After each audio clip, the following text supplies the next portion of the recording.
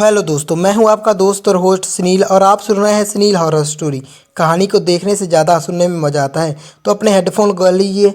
आज की कहानी का नाम है नरभक्षियों का गांव। दोस्तों, आपसे एक ही विनती है कि आप चैनल को सब्सक्राइब कर लें ताकि मुझे मोटिवेट मिलते रहे। तो चलो दोस्तों, कहानी को शुरू करते हैं। दोस्तों, मैं एक खोजी पत्रकार हूँ। मेरा नाम अजय शर्मा है। मेरी ज़िंदगी का एक ही मकसद है, अनदेखे और अनसुने रहस्यों को उजागर करना। मैं उन जगहों पे जाता हूँ जहाँ आम लोग जाने से डरते हैं, जहाँ खौफनाक कहानियाँ जन्म लेती हैं और जहाँ सच्चाई अंधेरे में दबी होती है। इस बार मेरी मंजिल थी एक गुमनाम गांव। वह गांव जिसके बारे में मैंने एक पुरानी किताब में पढ़ा था। उस किताब में लिखा था कि वो गांव नरभक्षियों का गांव है। वह एक ऐसा स्थान है जहां बाहरी लोग कभी लौटकर नहीं आते। ये कहानी किताबों की सच है या मात्र एक अफवाह, ये जानने की चाहत मुझे वहां तक खींच लाई थी। गांव का सफ़र और पहली झलक रात का समय था। मैं जंगलों से गुजरता हुआ एक वीरान रास्ते पर बढ़ रहा था। सिर्फ एक वीरान रास्ता था वो। ठंडी हवा के झोंके, दूर कहीं उल्लू की डरावनी आवाज़ें और सूखे पत्तों पर मेरे कदमों की आहट पत्तों पर। सब कुछ जैसे किसी बुरे सपने का हिस्सा लग रहा था। कुछ दूरी पर चलने के बाद मुझे टिमटिमाती रोशनी दिखाई दी। वह वही गांव था।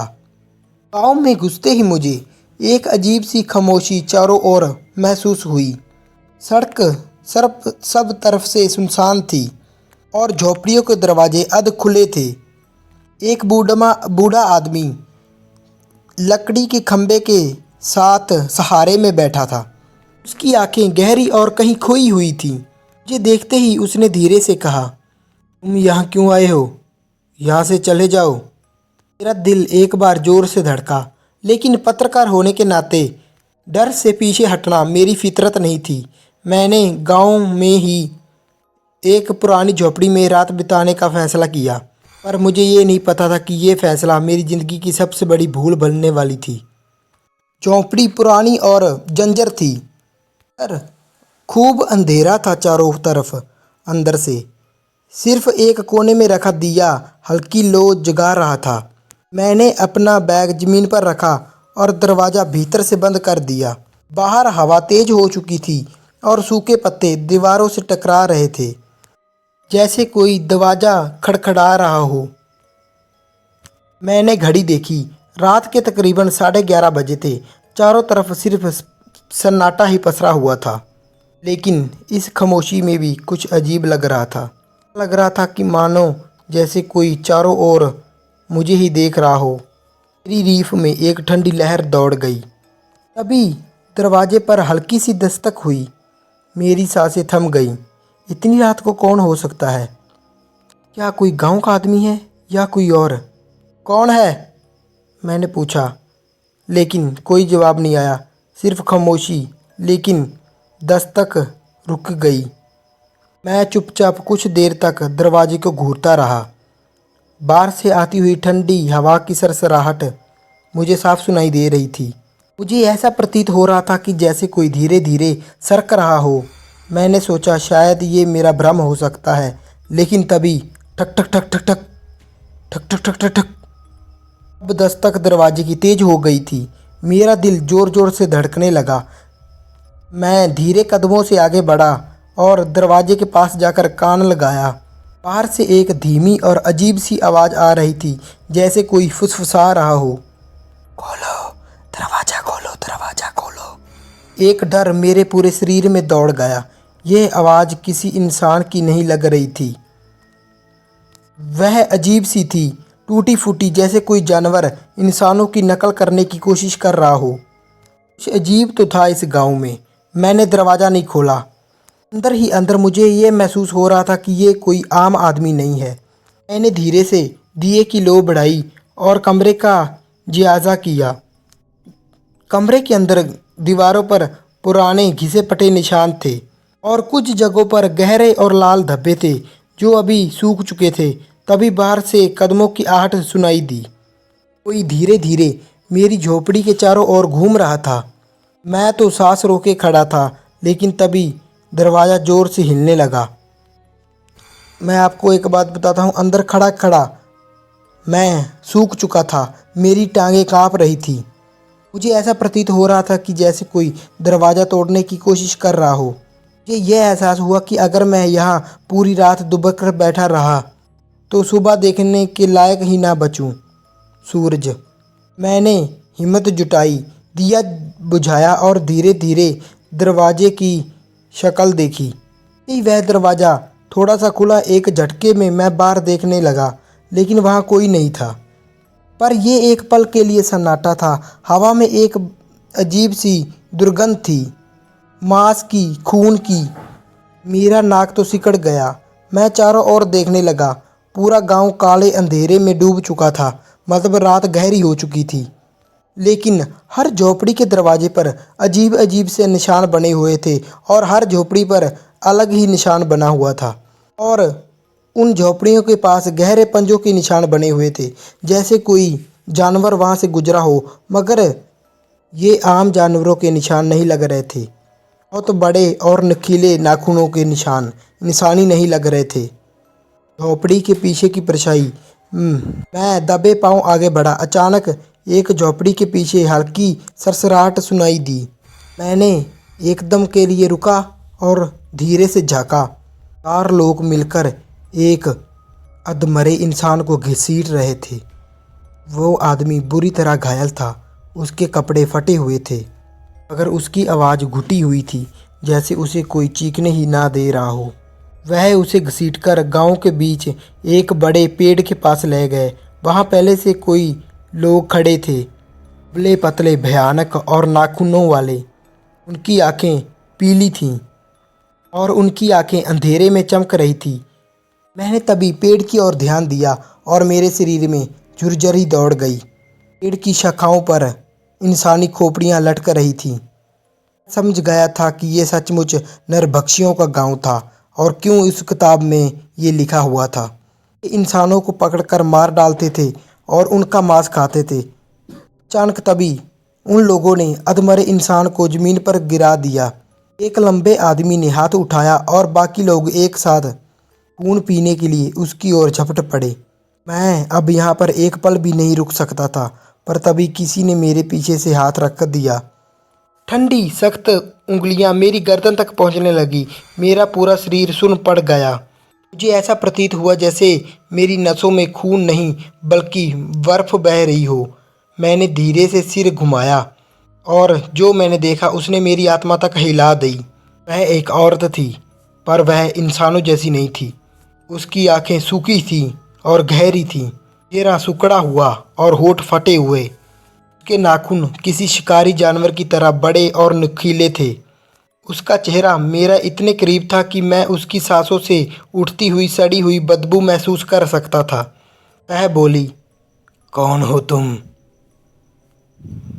मैंने उसकी एक भी नहीं सुनी। भागने की कोशिश, मेरा दिमाग सुन्न पड़ गया था, मगर मेरा शरीर खुद ब खुद हरकत में आ गया।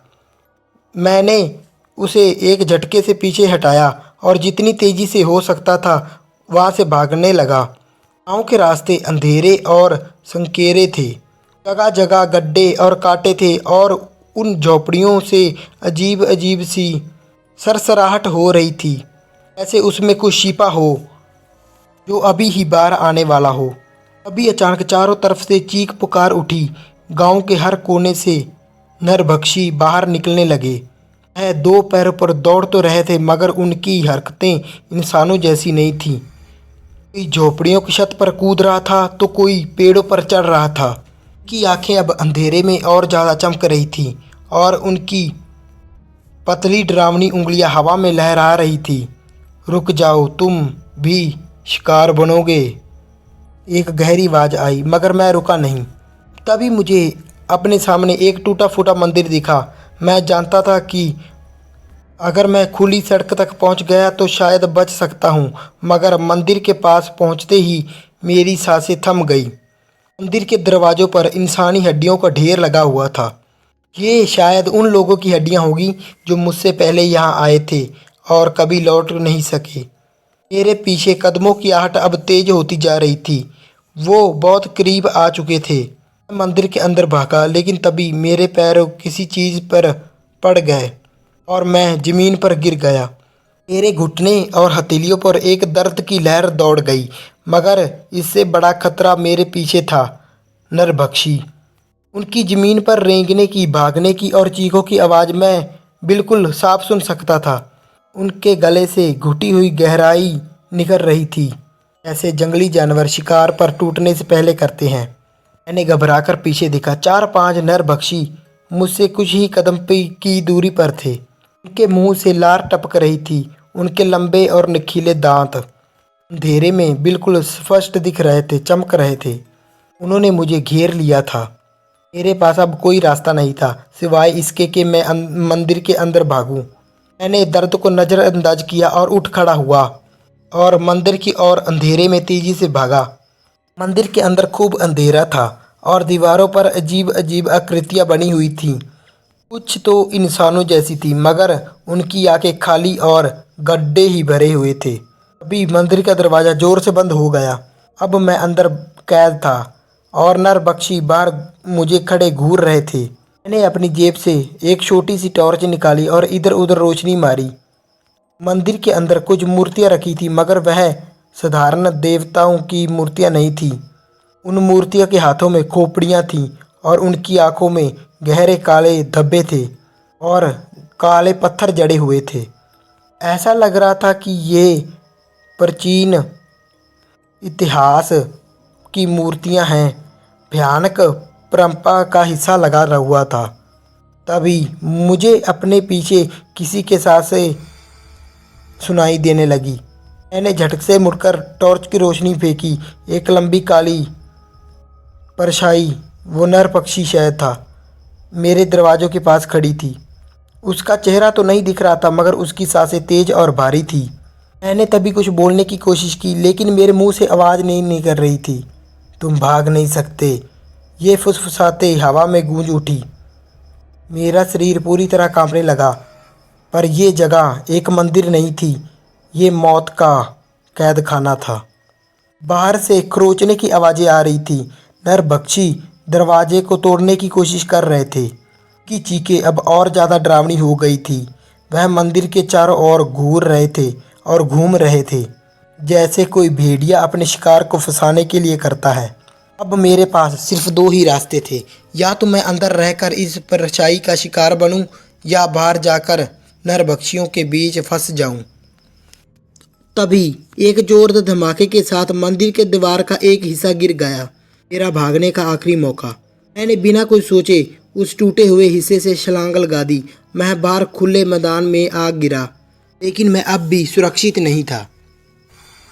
नरभक्षी मुझे देख चुके थे। वह पूरी ताकत से मेरी ओर ही भागने लगे। मुझे भागना तो था, लेकिन कहाँ। आगे सिर्फ जंगल था, अंधेरा, घना और रहस्यमयी, मगर मेरे पास कोई और रास्ता नहीं था। मैंने एक गहरी सांस ली और दौड़ लगा दी, नरभक्षियों से भी तेज। मैं सिर्फ अंधेरे जंगल में दौड़ रहा था। पीछे से नरभक्षियों की भयानक चीखें गूंज रही थी। मेरी सांसें फूल रही थी, मेरे पाँव कांप रहे थे, मगर डर ने मुझे रुकने नहीं दिया। चारों ओर सिर्फ घना जंगल था, बड़े बड़े पेड़ जिनकी टेढ़ी मेढ़ी शाखाएं मुझे पकड़ने की कोशिश कर रही थी। मुझे ऐसा लगा चारों तरफ सिर्फ अंधेरा था, मानो ये जंगल जिंदा हो और मुझे निगलना चाहता हो। अचानक मेरे सामने एक गहरी नदी आई। पानी काला था अंधेरे में, ठंडा और शीतल, जहाँ ऐसा लग रहा था जैसे सदियों से यहाँ पर मौत का पहरा हो। मैंने पीछे देखा। नरभक्षी करीब आ रहे थे। उनकी आंखें चमक रही थी, दूर से ही दिखाई दे रहे थे। वह अब जमीन पर दौड़ नहीं रहे थे, वह चारों पैरों से रेंग रहे थे, जैसे कोई भेड़िया हो, मगर इंसानी आकार में। मेरे पास कोई और रास्ता नहीं था। मैंने बिना कुछ सोचे नदी में छलांग लगा दी। पानी जैसे ही मेरे शरीर से टकराया, ऐसा लगा कि जैसे मुझे किसी ने हजारों बर्फीली सुइयों में गोंद दिया हो। मैं पूरी ताकत से तैरने लगा, मगर तभी मुझे किसी ने नीचे खींच लिया।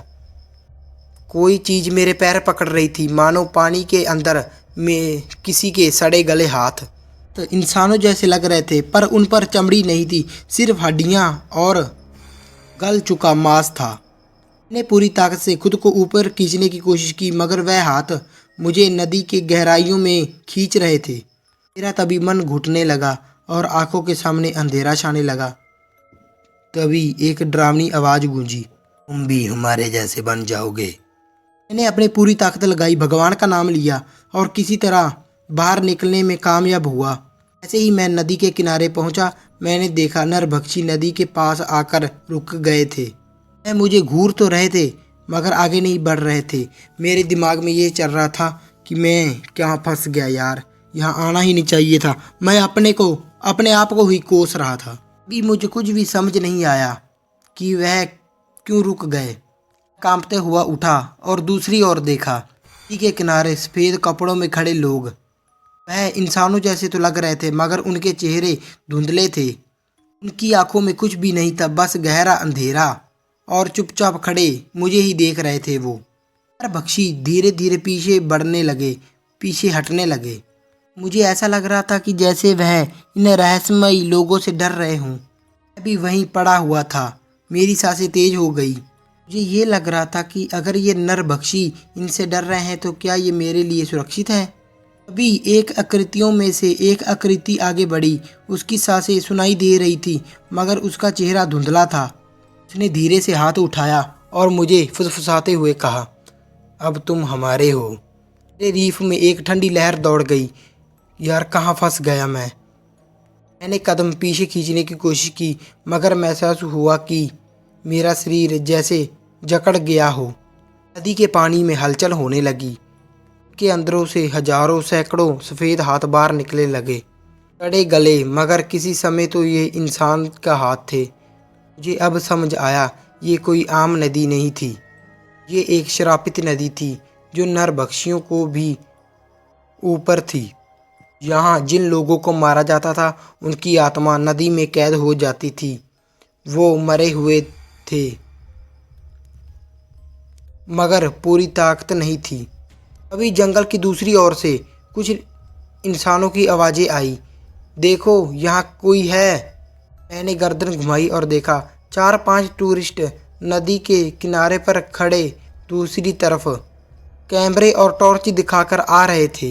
ये चेहरे पर हैरानी सी थी। शायद वो जंगल घूमने आए थे और यहाँ गलती से पहुँच गए थे। मुझे जैसे ही एहसास हुआ कि अब मुझे मदद मिल सकती है, मैंने पूरी ताकत से चीखने की कोशिश की, बचाओ, यहाँ मत आना, मगर मेरी आवाज़ दब गई। नदी के पास सफ़ेद कपड़ों वाली औरतों ने अपने लंबे लंबे हाथ बढ़ाए और मेरा मुंह दबा दिया। वो टूरिस्ट अब भी पास आ रहे थे। उनकी टॉर्च की रोशनी मेरे चेहरे तक पहुंचती और फिर में से एक लड़की जोर से चीख पड़ी, ओ गॉड्स, ओ गॉड्स। वह इंसान, भूलने का साया और भयानक अंत। ये बात समझ नहीं आई कि वह लोग मुझे देखकर क्यों चीख रहे थे और चौंक क्यों गए थे। और तभी मैंने अपना हाथ देखा। मेरा हाथ की चमड़ी सफ़ेद और गल चुकी थी। मुझे झटका लगा। मैंने अपना चेहरा पानी में देखा और मेरी आंखों अंधेरा छा गया था। मुझे ऐसा लगने लगा जैसे मैं अब इंसान नहीं हूँ। मुझे ऐसा महसूस होने लगा कि मैं अब जिंदा नहीं हूँ। वो रात जब मैं नरभक्षियों से भाग रहा था, तब मैंने नदी में छलांग लगाई। मैं तभी मर चुका था। नदी ने मुझे तभी निगल लिया था, मगर मेरी आत्मा अब भी भटक रही है इस जंगल में, इस नदी के किनारे। और हर रात जब कोई नया टूरिस्ट यहाँ आता है, मैं भी उन सफ़ेद आकृतियों के साथ खड़ा होता हूँ, एक नए शिकार की तलाश। क्या आप यहाँ आना चाहते हो? मैं भी आपका वेट कर रहा हूँ। तो दोस्तों, कैसी लगी आपको ये कहानी? लाइक शेयर कमेंट करके ज़रूर बता देना और चैनल को सब्सक्राइब कर लेना। और मिलते हैं इससे भी भयानक और डरावनी कहानी में। तब तक के लिए धन्यवाद।